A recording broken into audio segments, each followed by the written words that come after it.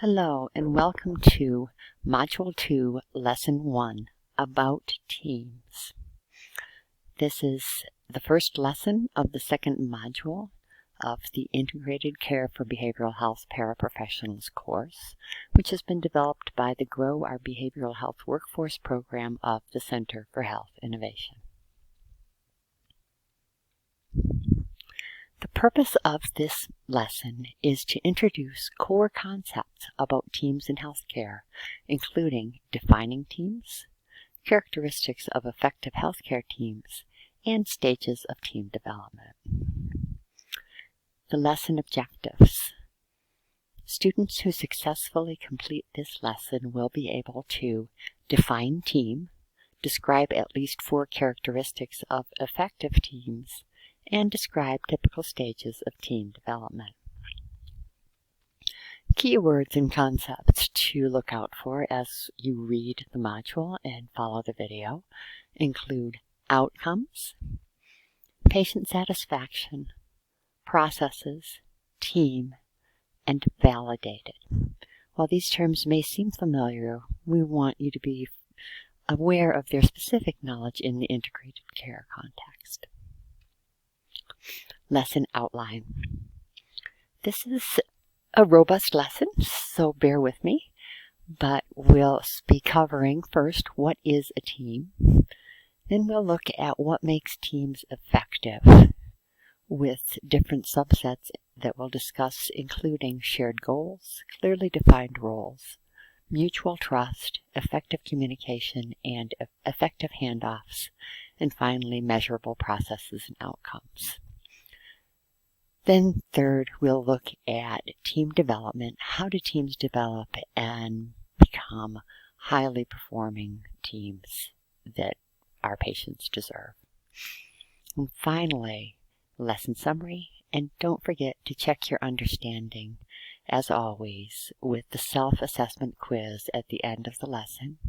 You may take the quiz as many times as you'd like, but you do need to pass it with 80% in order to proceed to the next lesson. And references are available for you as well. So let's get started. First, what is a team? Teams work together in schools, workplaces, and in the field to capitalize on each other's strengths to accomplish goals. You've probably been part of a team ranging back from early preschool or kindergarten days when you might have played Red Rover. You might have worked together with other kids in your classroom to create a drawing or a painting. Those are all teams because you are all working together to achieve a common goal. And that's the key bit of the definition of a team. A team is commonly defined as any 2 or more people working together toward a common goal. And to risk an old cliche, there is no I in team. We need to remember that when we're working on a team, the goal is the most important thing, and everybody has to play their own role.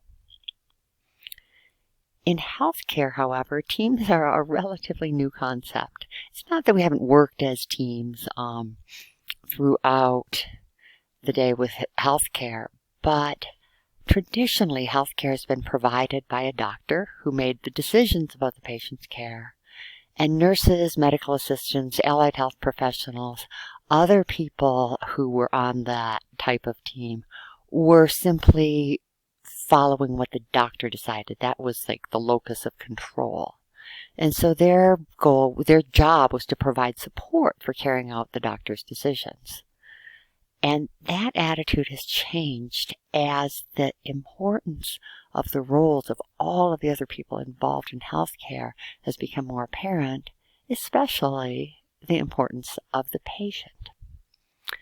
So the role played by each medical professional, allied health worker, office staff, and other caregiver is really starting to be recognized and validated. And by validated, I mean it is being shown to be important, truly. Healthcare teams have some special characteristics, however, that are a little bit different from the Red Rover team that you might have experienced in kindergarten. And so we want to look at that. and especially in the integrated behavioral health and primary care setting, we've got a lot of different challenges and things to look at in terms of the team. Back to the Agency for Healthcare Research and Quality with its Integration Academy. They've defined a team in this way. A team is two or more people who interact dynamically, interdependently, and adaptively toward a common and valued goal, have specific roles or functions, and have a time-limited membership. During the temporal life of a team, the team's mission is of greater value than the goals of the individual members. So, a lot of fancy language in there. Let's take a few minutes to break that definition apart. First, a team is made up of two or more people. And sometimes in healthcare, you can see teams that might involve a handler and a service animal. So that too is a team. The people on the team coordinate their work. So all of the work is done in a coordinated fashion rather than one person doing some of the work and nobody else knowing that that's happening. The team shares a goal and everyone on the team values that goal. Each team member has a specific role or function. Even if you might have a lot of different capabilities and be able to perform a bunch of different roles, when you're working on a team in a specific set, your specific role on that team needs to be defined. Membership on the team is temporary, and while the team is functioning, the team's shared purpose is more important than that of any individual team member. That's kind of how we can break down that AHRQ definition with a little bit more accessible language that we can look at. Here's an important distinction. You need to know the difference between teams and groups. They are not at all the same. A group can achieve its goal if everyone in the group makes an independent individual contribution. So a group of people might come together to create a potluck. A team requires real-time coordination of tasks between individuals. The team might be the people who all work together in the kitchen to create lunch to serve 200 people. So that's the distinction that we want to be able to maintain throughout this. And an integrated care team really truly has to work together in a coordinated way toward a shared common and valued goal. In healthcare, the team includes anyone involved in the process of patient care who can take action, including the leader. Every member has a clearly defined role and responsibility, and everyone is accountable to the team for their actions. Importantly, if you are part of a healthcare team, you must stay continually informed for the team to function effectively.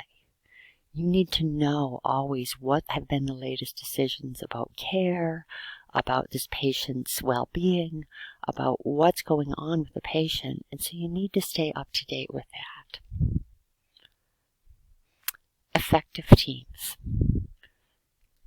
Effective teams have 6 characteristics, and we will go through these one by one, but I wanted to share with you the overall vision first. So let's look at shared goals, clearly defined roles, mutual trust, effective communication, effective handoffs, and measurable processes and outcomes.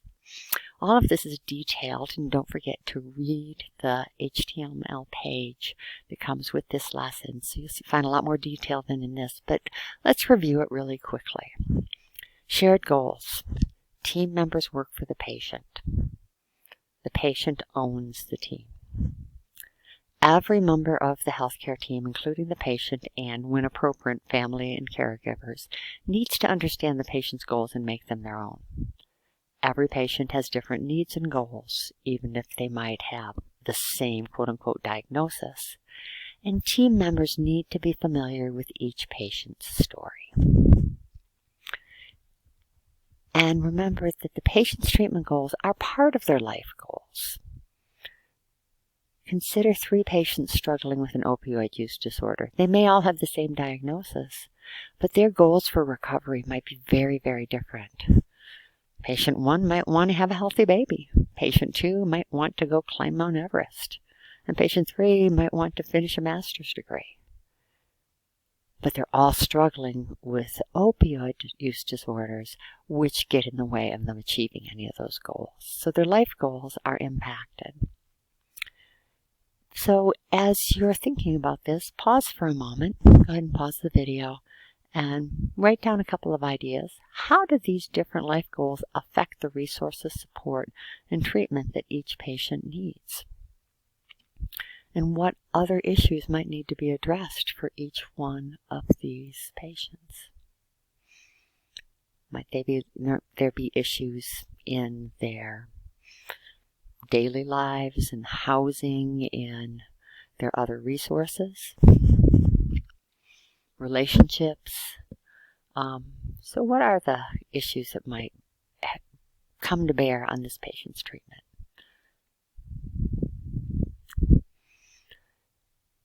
Addressing tensions. Inevitably, as a team works together, problems will arise with personalities, processes, and symptoms. The most important thing that you can do as a team member is not to go off and start griping about somebody else. Well, Dr. So-and-so did this, and can you believe she? Avoid that. Instead, stay focused. Why are you here? Recognize everyone is working for the patient. If you do have to have a difficult conversation with other team members, and those happen, focus on improving processes and systems. Hey, Susie, if you could help me out by doing X, and if we did that all the time, that would be really great. So let's improve our process. Everyone on the team needs to be able to voice concerns and make suggestions for improvement without fear of being ridiculed or yelled at or dismissed. That their voices everyone needs to know that their voice counts, and it does not matter what their position. Clearly defined roles. Effective teams recognize that each team member plays a unique and important role on the team. And team members need to know their own roles and the roles that others play. Really, really important. I worked for many years on an ambulance service, and I had to know what my first responders could do, what my EMT basics could do, what my drivers could do, what the intermediates could do, what the paramedics could do. We needed to know so we could make the best use of those teams. And by knowing everybody else's scope of work and what they were capable of doing within that scope of work, we were able to provide much better care for all of our patients than if I had had no idea that, a first responder could actually give that oxygen or give that other medication. So I think it's really important that we recognize everybody needs to know not only what we can do, but what others can do, what those roles are. And we'll talk about that in the next lesson.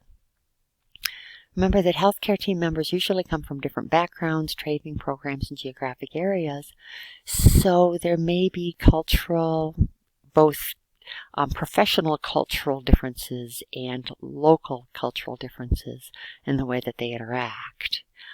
It may be just as simple as how quickly somebody speaks. So cultural and organizational norms may affect how team members interact. And team members must learn what skill sets and experience each team member contributes to achieving the shared goals. So get to know your team members and know what they're capable of and be really clear about who's responsible for what. Leadership. Every team needs a leader. Without a leader, people flounder if they try to have a team. That doesn't mean a boss.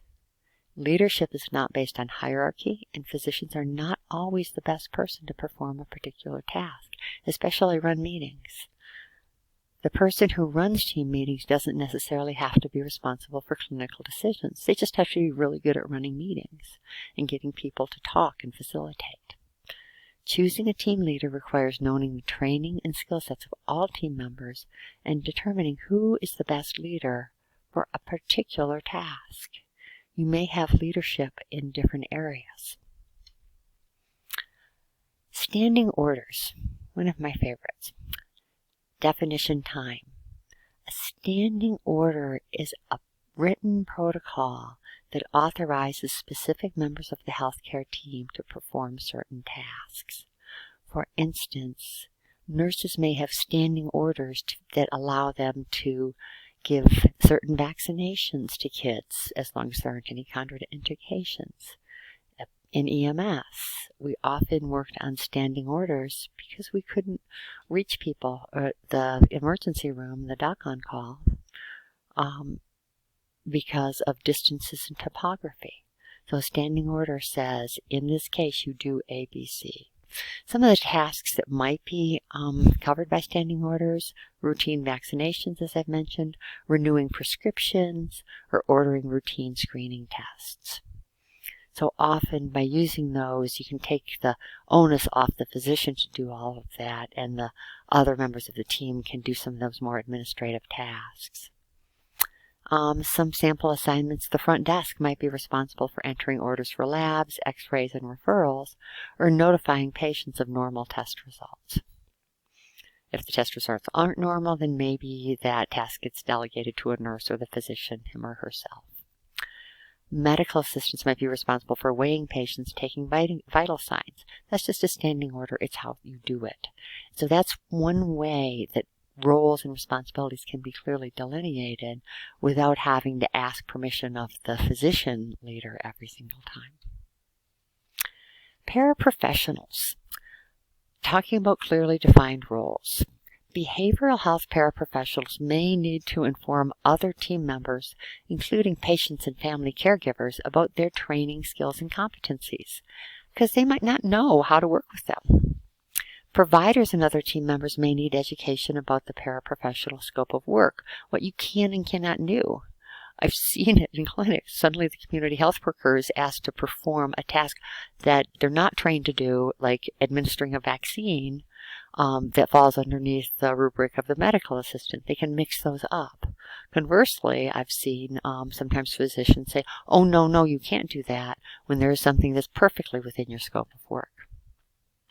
And remember that paraprofessionals often work mostly in the field. You do so many home visits, you do so many things out there, and other team members aren't present to watch you in action.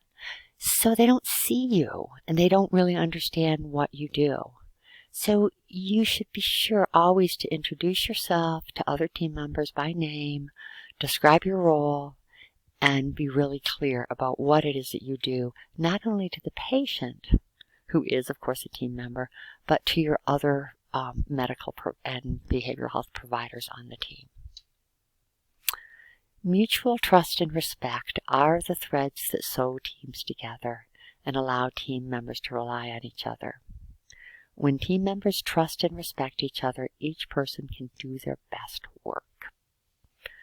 If you know that if we're on a team together and you know that I am really good at bringing cookies, you're going to trust me to bring the cookies, right? So be sure that you know what people's capabilities are, and that's how we build trust. And so I might go and say, you know what, Juana's got this one. I know, perfectly trust her. When she went out into the field and she said that my new patient David was having a crisis, I completely believe her, and on we go. But we need to have that mutual trust and respect so we're not second-guessing each other, and we can really truly work in an interdependent way. Integrity and interdependence are essential to high-functioning teams. Team members depend on each other's integrity. Integrity, definition time here, is defined as being competent, honest, and doing your best to succeed. So, knowing that you have the skills, you're competent, that you're going to be honest about what it is that you can and cannot do, and that you are going to do your absolute best to do whatever it is to fulfill your role in your task. When we have that basis of integrity on a team, when all of those people working on that team have demonstrated their integrity, that's when team members can become what's called interdependent, as opposed to dependent on each other or independent, like a group functioning.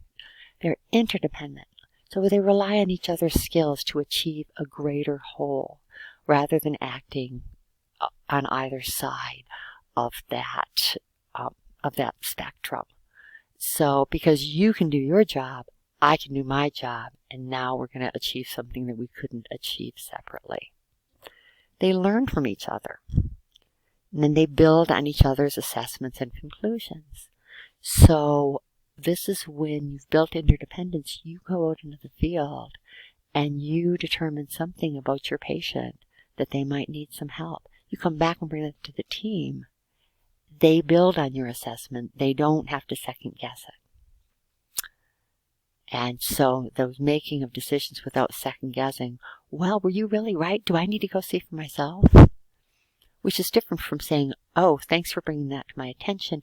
Now let's bring Dave in because you say that he needs his help, so I can give him that complete diagnosis because I believe your assessment.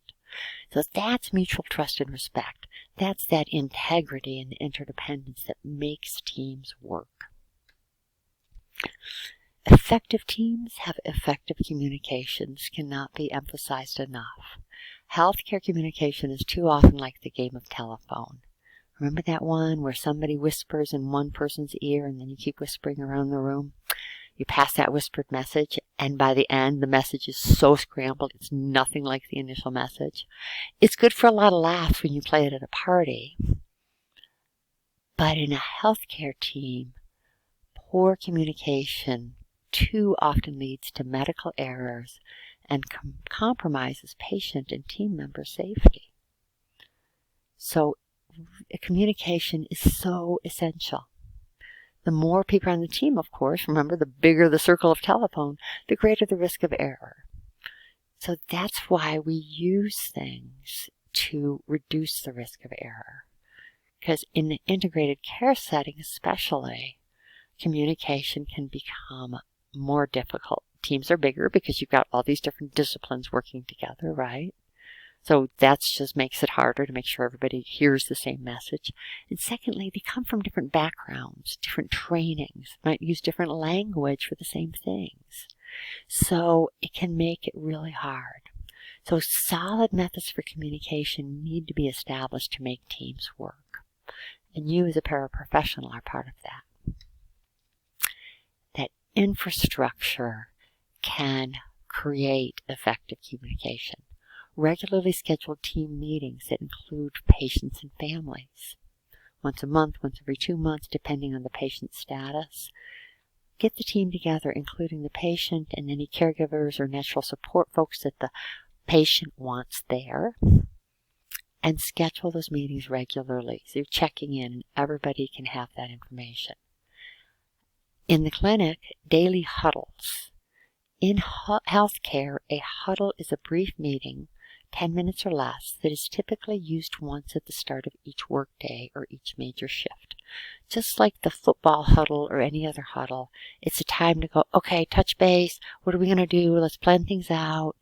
How are we going to address this patient, that one? And make sure everybody's on the same page before you break off to go literally play the game for the day. Written communications, we still have paper and pen, although most communications in healthcare are now digital. But write things down, of course, with HIPAA protection in mind. And digital communication tools such as electronic health records, encrypted emails or text messages or phone calls. So when we're using digital communication tools, we'll go back to our other course and remember that they must be accessible by everybody who needs that information. And effective communication not only depends on infrastructure, it also depends on skills. Effective communication is skillful communication. Some of the things that you can do as a team member, whether you're communicating with the patient or your colleagues in healthcare workers, Use active listening. Listen carefully. Don't interrupt. Watch the person's face. Watch their body language. Pay attention to your team members' body language and to your own, too. If you're listening and you're distracted, looking at your cell phone, doing other things, you're conveying that you're not there. So listen actively. Confirm what you have heard. So if you are the one delivering the information, check in, confirm that they heard and understand what you've just said. So you might say, hey, so we just agreed that I'm going to accompany you to your appointment next week, right? Tell me, what did we just agree to? Have them repeat it back to you. If you're on the receiving end of information, confirm what you have heard, especially if your patient shares some sensitive information. Use that check-back technique to close the loop on communication. Speak up. When conversations get difficult, speak up respectfully. Try these techniques to get through difficult conversations productively. First, prepare yourself and the other person. People usually know when things have gotten weird, right? So give them there's something I want to talk with you about. I know you're busy, but could we speak briefly at lunchtime or after work, or is there a time we could talk? So don't just try to grab that person and have that conversation in the middle of a busy work day. That will never go well. Listen and ask questions. Be curious. If you're having a difficult conversation, bring curiosity to it. Why did that other person act the way they did? Why? Think about that question like a 2-year-old. Allow silence. If things become uncomfortable, if someone needs to think something through, allow silence without interrupting. 30 seconds can seem like forever, but it might be just what's needed for someone to process. Use open-ended questions. Put on your journalist hat and begin your questions with the 5 W's plus H. When, what, where, why, and how. That was 4, wasn't it? But remember, that journalist can always help bring out your own inner journalist. Effective teams have effective handoffs.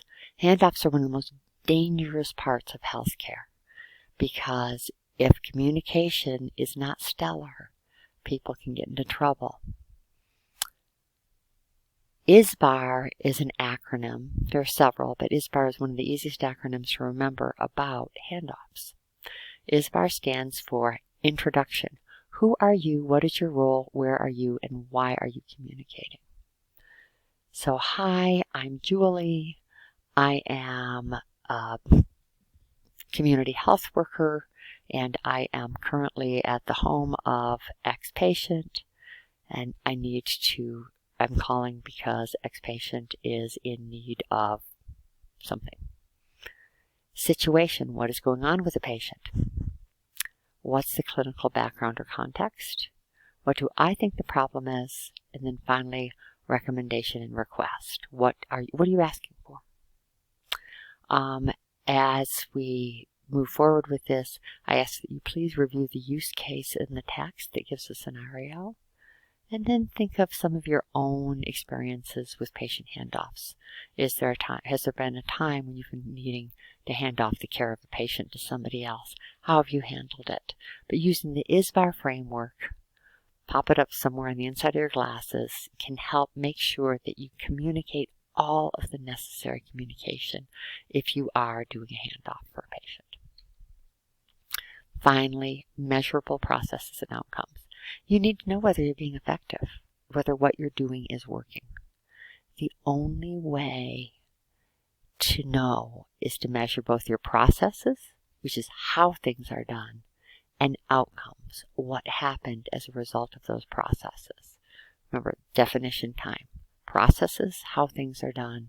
Outcomes, what happened as a result of those processes. Most organizations also measure patient satisfaction and team function. So you may be asked to ask about some questions pertinent to that. Behavioral health paraprofessionals are asked to gather information that helps to determine team effectiveness, and this requires careful documentation of events and full participation in meetings.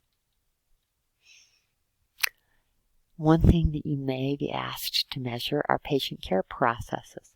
How does the patient move through the system? Is it efficient, safe, and effective? How does the process affect patient outcomes?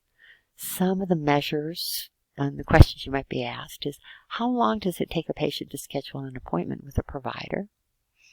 How long a patient had to wait to fill a prescription? Whether a patient received a reminder notification?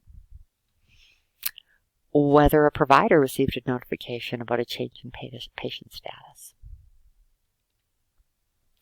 Patient outcomes. We want to know, is the health care that the patient receiving effective? Is it helping them to manage disease and overall be well? Generally, outcomes are measured using a validated tool that is administered by a clinician. In this case, validated, definition time, means a tool that has been tested and used enough that the researcher believes that the instrument actually measures what it was designed to measure. So it might be a depression scoring tool, it might be something, but it's been used enough and then lined up with results that we've got a pretty good feeling that it's an accurate measure of whatever it is you're trying to measure. Other things that you might end up measuring: patient and family satisfaction. How happy were the patient and their family with the care they received? Was it culturally and linguistically appropriate? And was it health literate? Did they understand when they walked away so that they could act on it? Team function. How well does the team function?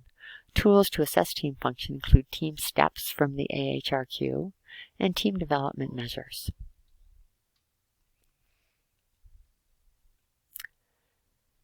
Effective teams and paraprofessionals.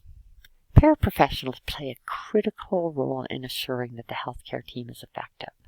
They help assure that care is culturally competent. They help patients navigate the health system. They help establish trust with patients and other workers. And they advocate for appropriate payment by health insurers. Part 3, Stages of Team Development. Tuckman's stages of team development have been used since the mid-1970s to help to, actually since the 1965, to help to understand team dynamics and what makes teams effective, what makes them tick. In 1977, he started in 1965 with the 4 stages: forming, storming, norming, and performing. And in 1977, Tuckman and doctoral student Mary Ann Jensen added the 5th stage, called adjourning. So we now have 5 stages of team development that can help you to understand where you are in terms of your healthcare team. During the forming stage, team members meet. In the healthcare setting, these might be the people you work with every day and you see at work, but you've never come together in this particular way to care for this particular patient. So that's when the team forms. So they meet with this new goal of working for a particular patient. Team leaders facilitate introductions and highlight each person's skills and background. And then team members are given details about the patient's condition and desired outcomes. This is the time to organize responsibilities and clarify roles. Who's going to do what? And how are you going to be held accountable? The next phase that often happens during teams is called storming. This is that idea generation. It's kind of like brainstorming, but sometimes it can be difficult storming. Team members openly share ideas and use this stage as an opportunity to stand out and be accepted by their peers. Interpersonal conflicts arise during this stage, with conflict often rising to the surface. Team leaders help teams in this stage by having a plan in place to manage competition among team members, make communication easier, and make sure projects stay on track. As a paraprofessional and a team member, you can help by simply listening, watching, and not getting engaged in any kind of tension. Finally, teams that get through that storming phase move on to the phase called norming. They've learned how to work together. They have that common goal.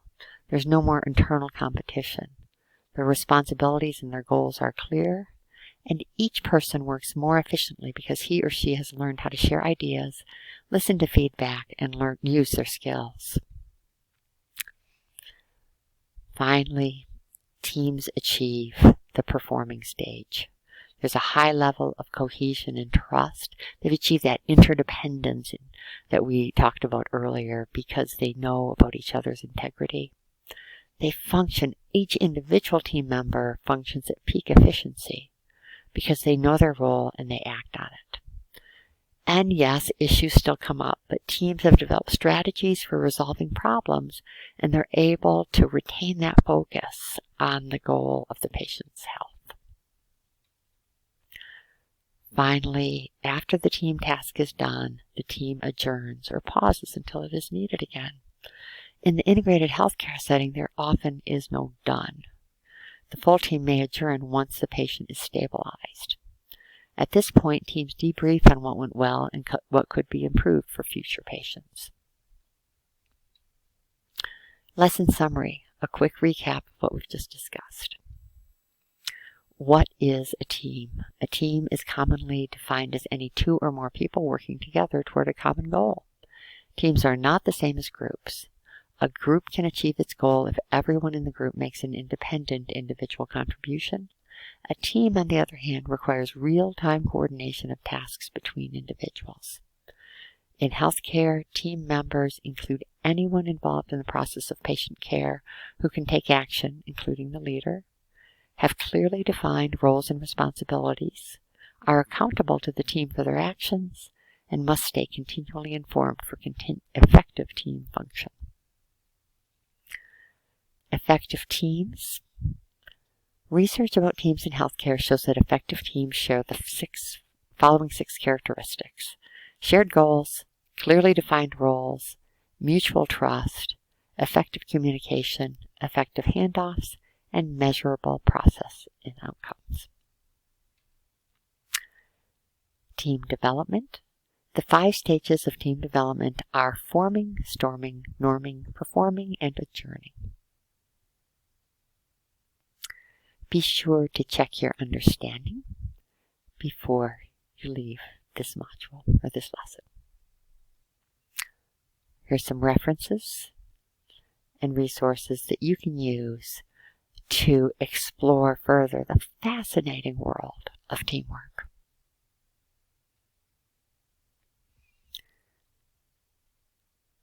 This has been Module 2, Lesson 1, about teams of the Integrated Care for Behavioral Health Paraprofessionals course, which has been developed by the Grow Our Behavioral Health Workforce program of the Center for Health Innovation, with funding from the Health Resources and Services Administration. Thank you for your time.